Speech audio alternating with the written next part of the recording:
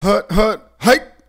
Hello again, my fellow Bears fans. Your boy Roy for Chicago Football Talk. The weekend is here, which means football's almost here. The Bears travel to Tennessee to take on the Titans in what I expect to be a much closer game than most fans, most pundits, most self-labeled experts out there are giving the Titans credit for. On paper, yes, this does not look like an opponent to be feared, or it looks like an opponent the Bears should just steamroll over. I would love to see them do that, but when I look at the tape, since Hasselbeck took over, he's been getting more comfortable.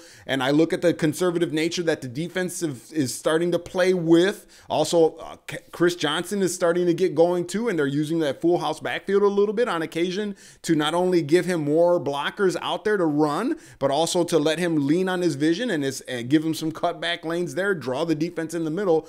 This team is going to provide a challenge for the Bears. The one area that I don't expect them to provide a challenge in is rushing the quarterback. If they do, then I will really start to question this Bears offensive line for the future. But when I look at the tape, they do not put a lot of pressure on the quarterback, and they also don't send a lot of extra guys to put pressure on the quarterback. They play much more conservative, away from the line of scrimmage, keeping everything in front of them. They're even willing to drop a defensive lineman from their already poor pass rush in order to have another guy in coverage.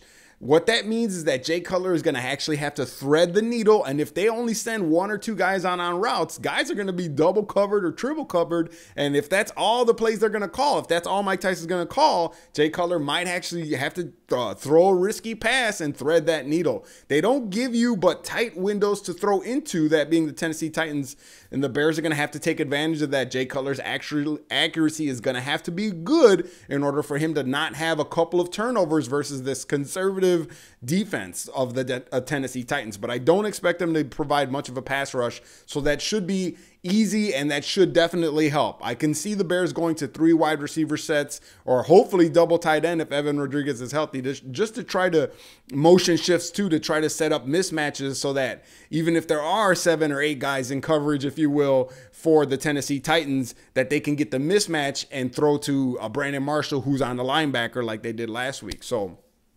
looking at their offense, I think the Bears defense has to be careful here. This Tennessee Titans offense likes to be tricky with their formations. They show some very interesting formations. They're one with the tight ends were off the line of scrimmage, almost in the backfield, but it gave them the opportunity to chip a pass rush if they had to, or go out in routes. Matt Hasselbeck has gotten comfortable. If there's one thing he likes to do, it's dink and dunk, take those short to intermediate routes. He is a patient enough quarterback to take advantage of the Bears cover 2 style. The thing is, if the Bears can get him to take a couple of deep shots like he's shown, he's not afraid to throw deep shots, but he relies on touch instead of power because he just doesn't have the strength in his arm anymore.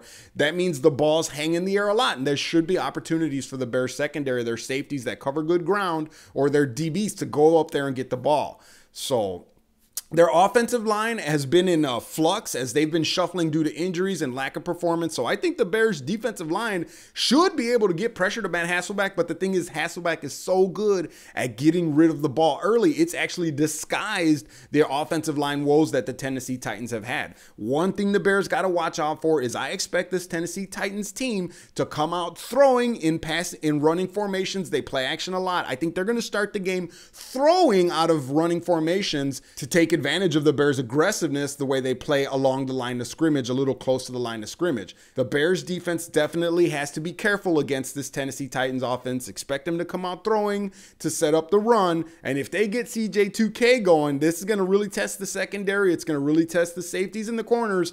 Watch out for those cutbacks. Keep outside contain. Make sure your tackling is sound. So on special teams, when I look at this Tennessee Titans team, Baronis, I mean, he's been known to have a strong leg, but he's been a little bit off as lately.